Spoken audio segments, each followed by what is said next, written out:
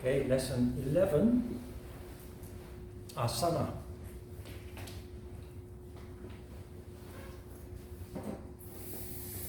Asana has been, of course, explained many times already. Today is the official content of the course, where we've laid the foundation simply by starting practicing, but also we have laid a moral foundation with which we gradually, not overnight, but gradually, we eliminate disturbances and distractions from our lives simply by becoming conscious of our subconscious, becoming conscious of our tendency to act and react driven by impulses without thinking.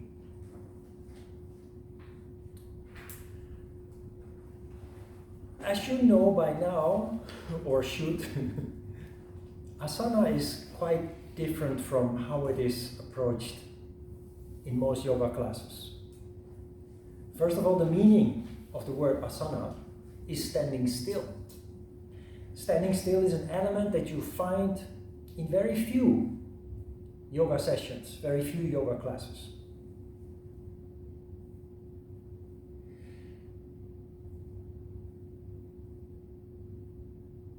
Why is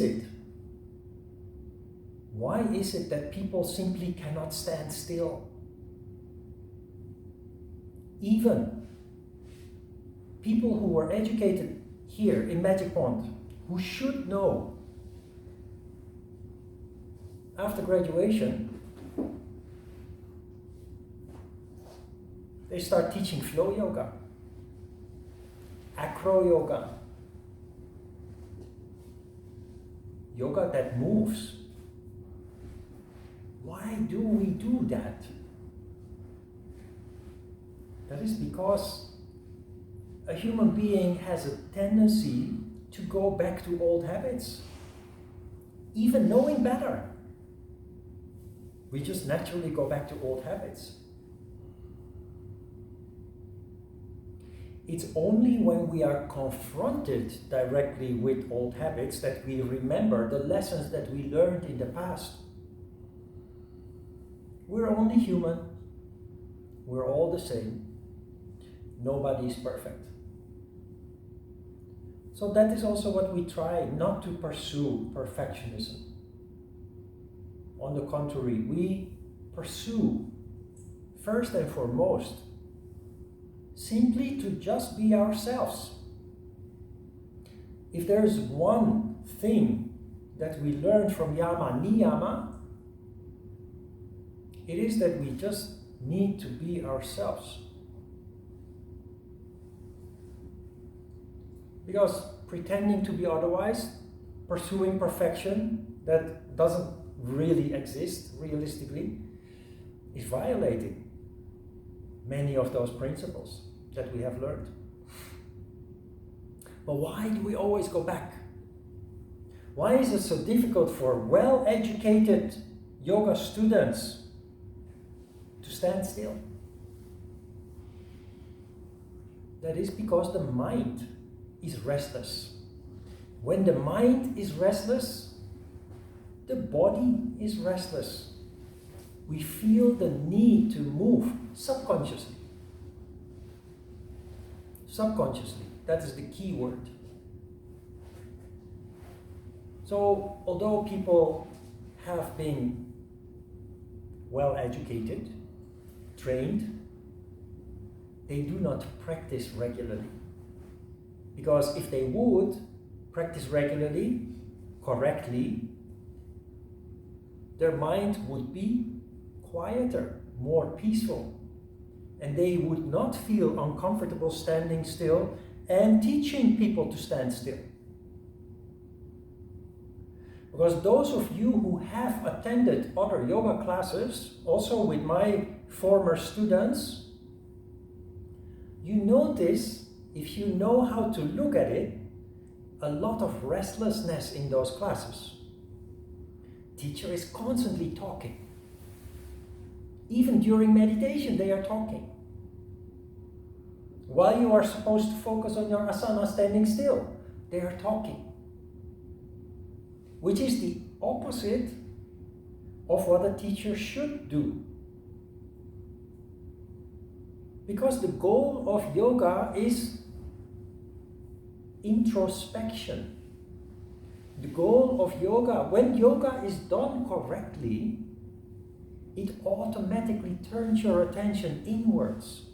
It is an internal practice, not external. But it only becomes an internal practice if it is done correctly. In silence, standing still, no movement.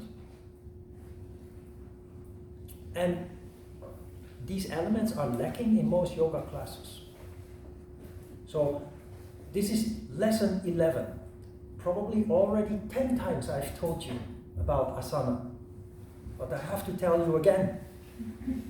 Ajita once said that research shows that people need to be told something 14 times before they finally accept it, before they finally realize it. So we're only at lesson 11 out there, so we're not done yet.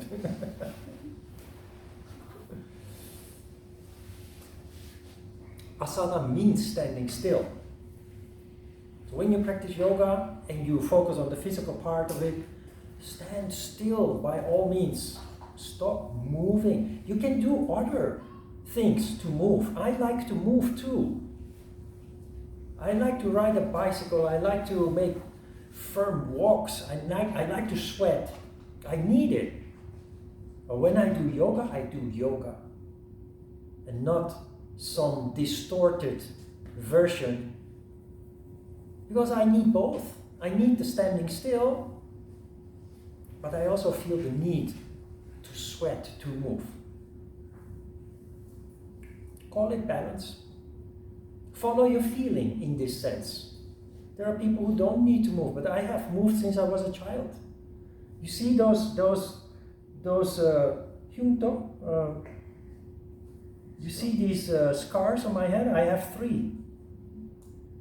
Because when I was 3 years old and barely could walk, I used to run through the house as fast as possible, but the house is too small.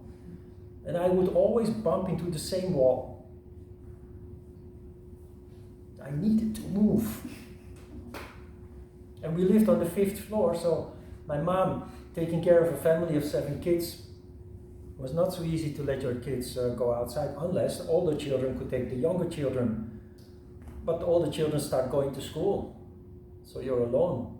So I would open the doors from the veranda, through the kitchen, through the living room, into the hallway, to the front door. And in the hallway I would slip out of like a car on ice, and bang. So that happened 3 times, talking about stubborn. We have an expression in Dutch that says a donkey doesn't generally bump their head into the same stone twice. Well, I did 3 times, so worse than a donkey. Donkey is cleverer. No, but what I'm trying to say is, I just feel that need to move, and I'm not going to pretend I'm a yogi and peace and I only practice meditation and sing Om. That is just, people who claim to be like that is just nonsense. Fake yogis. Follow your feeling. If you don't feel the need to move, focus on yoga. But if you practice yoga, you need to move. When you do yoga, not something different. And then besides that, you can go to the gym, you can go whatever, kickboxing or riding a bicycle or CrossFit, whatever you feel attracted to. But when you practice yoga, please do it correctly. Why am I so passionate about this? Because yoga really works. Yoga works wonders if you do it correctly. It really transforms people. The 4.5 months that this course takes, I see my students change. And I learned from the emails that I received when the course is finished, how much people have benefited from this just 4.5 months. Transformative practice and study. It's a combination of both, of course. If you do asana correctly, meditation starts there. Because asana done correctly is meditative. It seems very superficial, but it integrates into your daily life. Starting to do asana correctly will change how you do your daily things in life, in relation to your chores, in relation to the way you go about social interactions, how you go about your work. What changes? You become mindful. That means that everything that you do more consciously than before. And when that happens, the quality of what you do gets better. The results of what you do improves. So it's very satisfying, very fulfilling to function in that way. Because most people are 정신없어요. This is the Korean word. How do you say that in English? Empty-headed. No, there is not a perfect translation for 정신없어요. That 정신 is mind. 없어요 means you don't have it, so you're mindless in a way. But it means that people always try to do 10 things at the same time. And we're even proud of it. We have given it a name, multitasking. But multitasking, research has shown that people who claim to be multitasking are not good at any of the tasks they perform.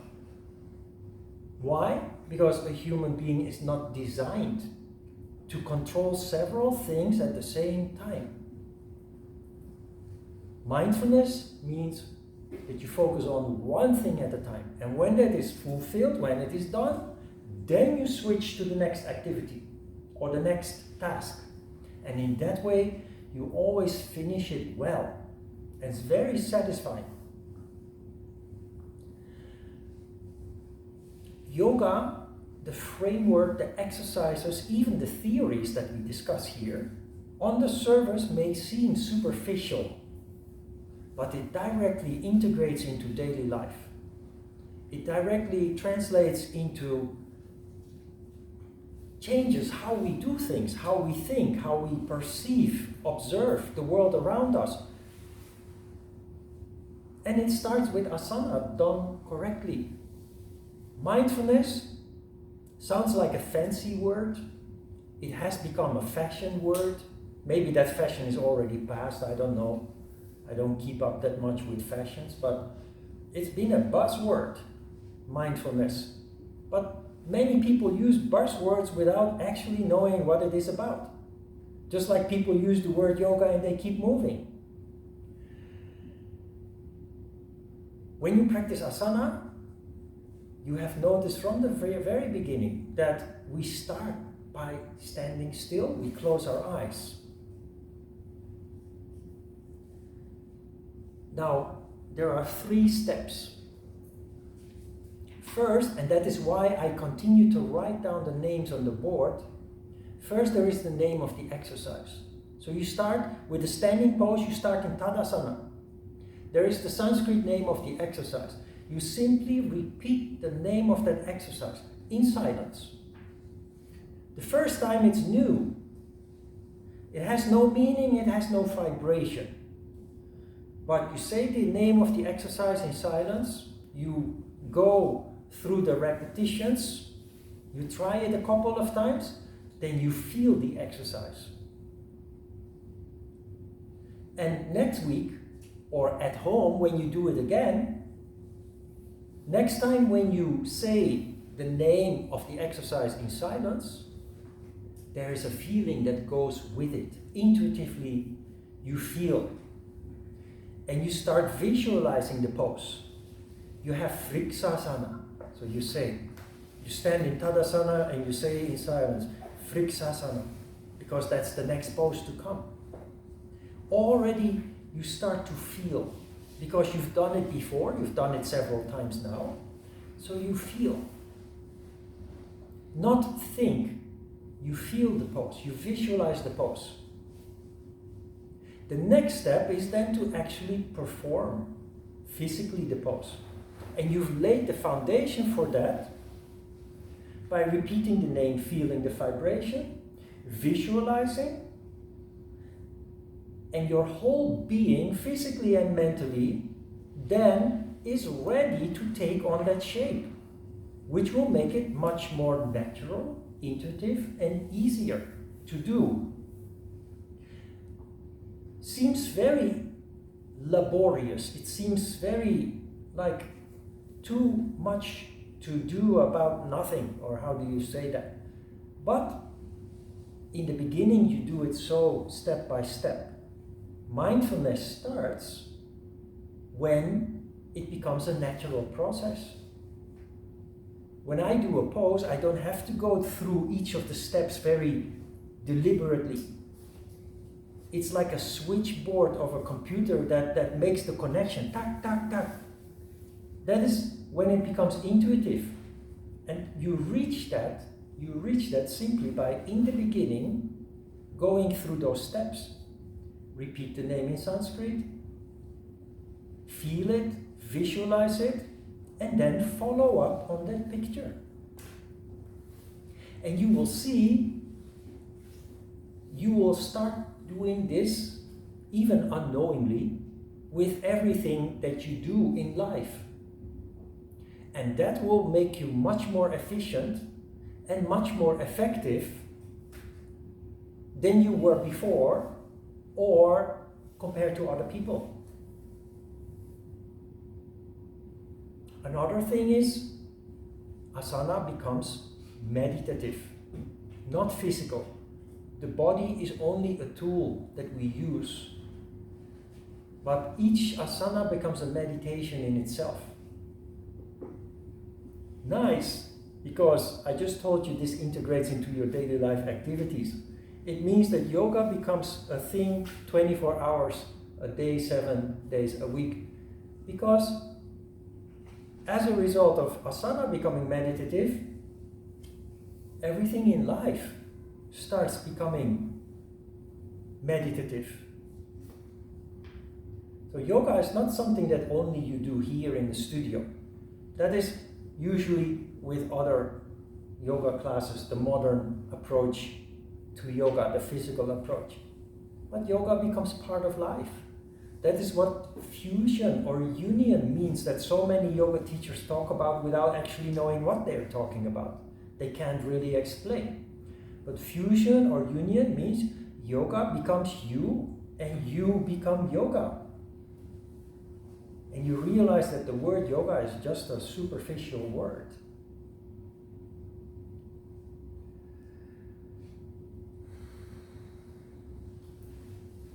Also, by now, you know nada. You see in the first paragraph that I mentioned that you stretch up, that you erect. But I mentioned that you don't do that physically. Okay. Strange. Phone call. 광고 홍보. Showed me the rope. You didn't understand what I said, did you? It was Dutch. It means 가버려. Get out of here.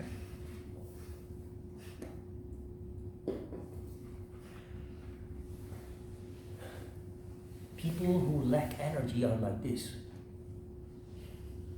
People who are centered, they are like this. One of the things that people said to me soon after I started practicing yoga, long time ago, is, "Hey Ron, you are so straight these days. I practiced every day. You are so straight these days." And I thought, oh, am I really? But people see the straightness. It's not something that you do physically. It's only a physical manifestation. But it's because of your being centered in Ajna Chakra. The energy works like a hot air balloon. So people who are lacking energy, whose energy is condensing and manifesting towards the bottom, they are literally deflated and slumped, physically slumped, with drooping shoulders and a bent upper spine. But people who are centered, it's like a hot air balloon that carries the basket. So your head is like a hot air balloon that pulls you up, literally pulls you up. Many people who practice yoga correctly will describe that they feel light. When they walk up the stairs, they take 2 steps at a time instead of dragging themselves step by step. You literally feel light. Although your weight is the same, you feel lighter. It's all about energy. So the intrinsic amount of energy increases, which naturally makes you move more easily, lighter.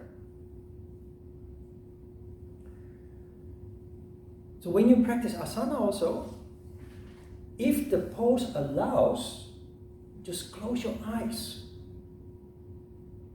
And here we are in a class. That is necessary to be trained, to learn. But the ideal circumstance to practice yoga is on your own, at home, or at least in a place where you can isolate yourself. If you live in a home with other people, try to make some time for yourself. In a room, you can close the door and you practice on your own. Why is this important? Because you're not bothered by other people looking at you. But even though you say you don't care or you don't mind, there's always some distraction. But when you're alone, you don't care when you fail. You feel more free to experiment, to just try, fool around, experiment. Is this important? Yes, because that makes you more connected with yourself, which is one of the main goals of yoga. To become connected, so that we can more and more listen to the voice of our heart. It's in these simple things that you accomplish those kind of things. In the end, to bring about fusion, union, listening to the heart, these things sound all very new agey, very even unrealistic. But these kind of accomplishments are brought about with actually very simple adjustments to our daily life, the way that we do things. When you're alone, close your eyes. Because when you close your eyes, you automatically turn your attention inwards and you feel every detail of whatever it is that you're doing. Not only physically, but also mentally, how you react to what you are doing. You start feeling the calm that occurs mentally as a result of your physical activity in the form of asana. So if possible, try to make time to practice alone. Practice asana correctly, and if possible, close your eyes during each asana. Do it in silence. We are now surrounded by so many gadgets, smartphones, tablets, computers, TV. It is very tempting to turn on some music. But try to resist. Try to practice in total silence. Every studio has something like this, where the teacher can connect their smartphone and play their own favorite new age music to accompany the yoga class. There is hardly any yoga class left anymore where they don't play music. Enjoy music, don't get me wrong. Even if you want to practice yoga with music, who am I to say you shouldn't do that? But practice without music and see how that is different. Because music can be nice, It can even be meditative in a way, but it distracts from what you are doing.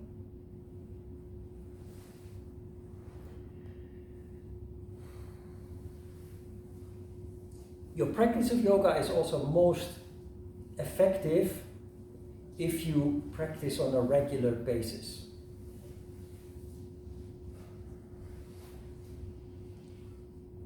If possible, a week has 7 days, 5 times a week. If you're very busy, of course, you're lucky if you can practice once, twice, or 3 times a week. But if possible, try to put in, at least for a certain period of time, to practice on a fairly regular basis, and try to do it at the same time every day. Because if we do it every day at another time, it starts depending on our schedule, on our mood, and it's very easy to say, well, I was supposed to practice today, but look how late it already is. It's time to start preparing dinner. Or, geez, I forgot to clean, and look, there's so much dust on the floor, I should start cleaning, so let's practice yoga tomorrow. If you fix your time, it's just something that you do, regardless of the other things that you have to take care of. Not easy. Having discipline to do things while already busy, because we live in a society, in a time where everybody is busy, it's very difficult to have discipline to do something additional on top of that. So play with it, but try to have some discipline. You need to have at least some strictness to implement it into your life, and then once you become addicted to it, which you will become because it feels good, it goes more natural.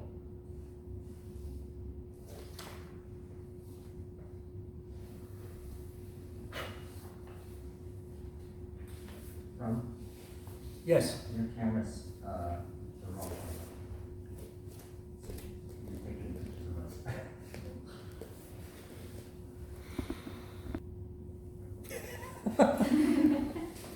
Strange day today. Maybe we should just go home.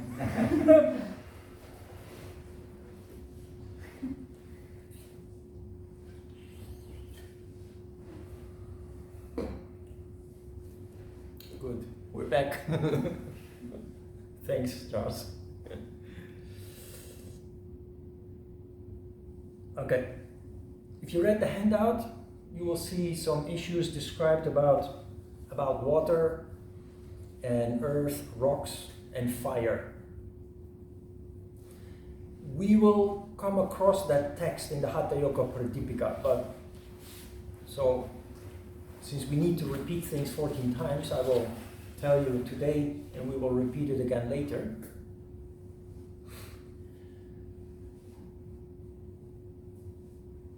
The Hatha Yoga Pradipika in one sutra says you should stay 1 arrow shot away from earth, water, and fire. Now, Ajita, in a long forgotten past, explained it in a very materialistic way. He said, staying away from earth means do not practice yoga in an oppressive environment, a room that is too small, with a low ceiling and the walls very close by, because it oppresses your aura. Which is true, which is correct. About water, he said, don't practice too close to water, because a human being exists for the largest part out of water, and water attracts water, which is a valid argument, because you can see with the moon, the influence that the moon has on water is a very powerful force. The high tide and low tide in the oceans are determined by the moon, the force of gravity from the moon. And since we are for more than 60% water, that has an influence on human beings too. mainly psychologically. So we have the Latin word lunatic. You know the word lunatic? That is Latin, and it means moon and being hit by. The luna is the moon, and the tick is to be hit by. A person who is a lunatic is somebody who is hit by the moon. It's a condition, a psychological condition that occurs when the moon is full, during full moon. That's why full moon is surrounded by so much mystery.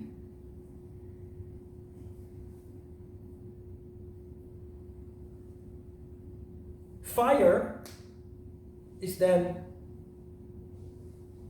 to mean do not indulge. Ondol. Korea is the country of Ondol. It's very tempting to just be comfortable on a hot floor, on a warm floor, or a hot bath, etc. But you know, apart from the material aspect, earth, water, and fire. Stay away from earth, water, and fire. We haven't discussed the chakras yet. But Muladhara chakra is the earth element. Svadhisthana chakra is the water element. And Manipura chakra is the fire element. It's the three lower chakras. It's the chakras where the lowest emotions and desires and instincts are located. So, beyond the material aspects, more important is to eliminate distractions. And you create that environment, for example, by going to a retreat. It is why we have built temples and monasteries.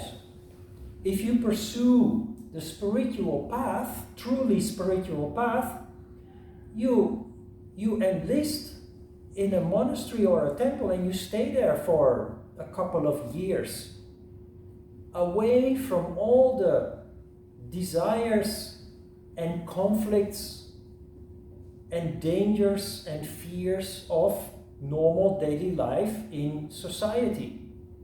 It is the reason why these temples and monasteries were built, to create an environment in which you can fully develop on the spiritual path by, first and foremost, as a foundation, eliminating all those basic needs and instincts.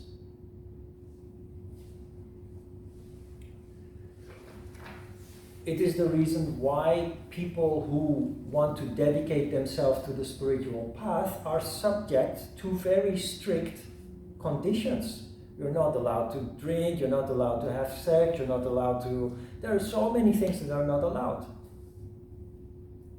It's all to eliminate earth, water, and fire, to stay away from earth, water, and fire, because those are the biggest distractions in a human being's lives. We will come back to that anyway. Now, when you practice yoga correctly, sattva occurs. What is sattva? Sattva is harmony, the balance between Shiva and Shakti. Is that a fairy tale? No. When you practice asana correctly, you already feel it. Not during the asana, but in that moment of rest that you take after the asana. The asana is the trigger, the tool. Very measured because you're standing still. But when you come out of the asana, you can feel, and you say in Korean, 시원해요. If you practice yoga correctly, every asana you feel that sense of well-being, energy spreading through your body, and you say, wow, this is so nice. It's how I became addicted to yoga. So nice. I want to know more. What is this? I want to know more about this. It feels so good, it must be good.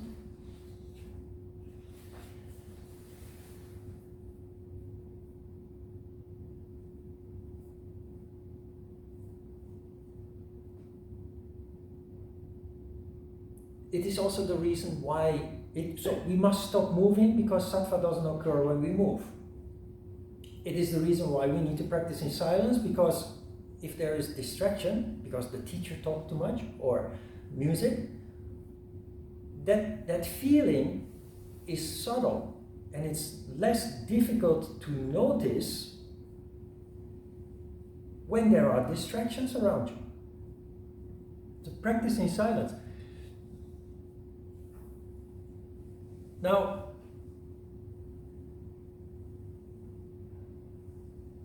I just mentioned discipline. Discipline is good, but just like with ego, or a glass of wine, it can be too much. Rigid discipline, first, it is a form of violence, so it's not ahimsa. But try to imagine this, or maybe you have experienced this in life already. You become enthusiastic about yoga because it sounds good, what you learn, and it feels good. And you say, wow, this is so nice. I'm going to practice every day, 6 o'clock. So you jump out of bed, you put alarm clock, big one, bang, 6 o'clock. Bang. So you wake up, take a cold shower, and you jump on your yoga mat and you practice yoga. The first week or so, you feel good about your discipline and, oh, I can do this. But 3 weeks later, the alarm clock rings, and just the word yoga already, you just hate the word yoga. You throw your alarm clock out of the window and you don't want to see the word yoga anymore. You don't want to hear the word yoga anymore. You don't want to think about it.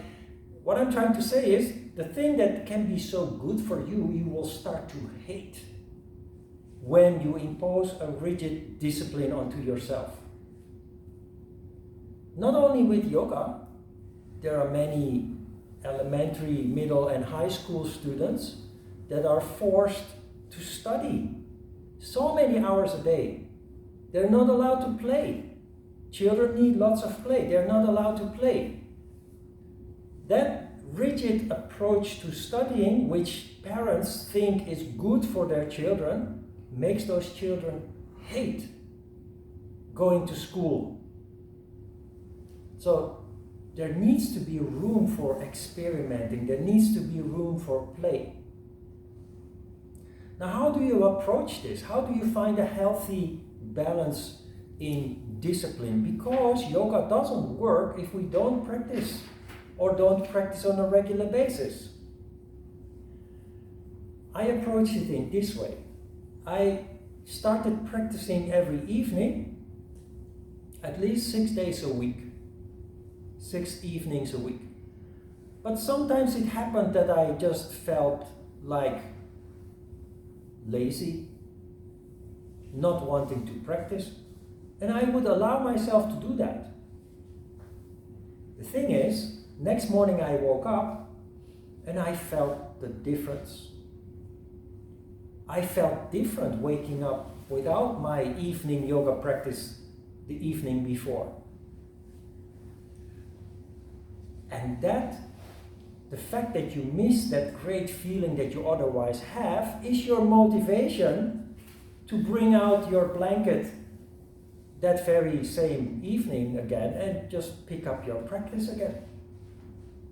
But do allow yourself sometimes, because that also reminds you why you are doing it.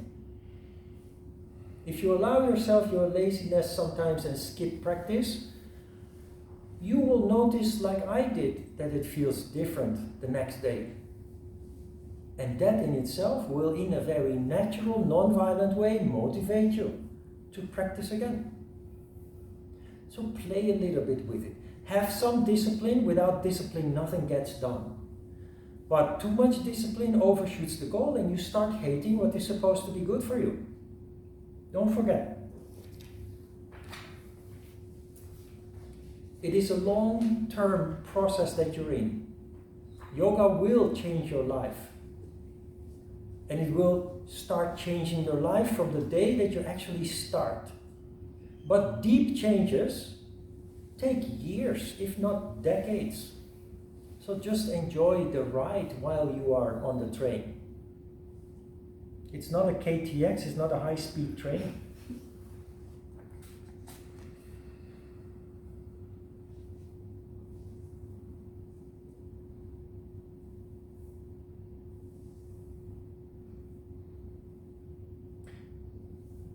What makes yoga work, we will discuss when we read the Hatha Yoga Pradipika, because this is directly from the Hatha Yoga Pradipika.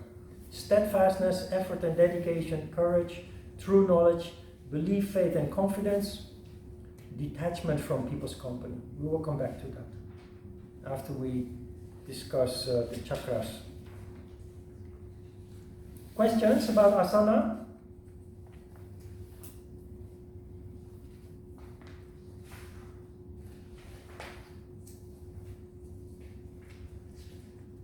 Then let's do some asana. Let's have a short break. Yeah.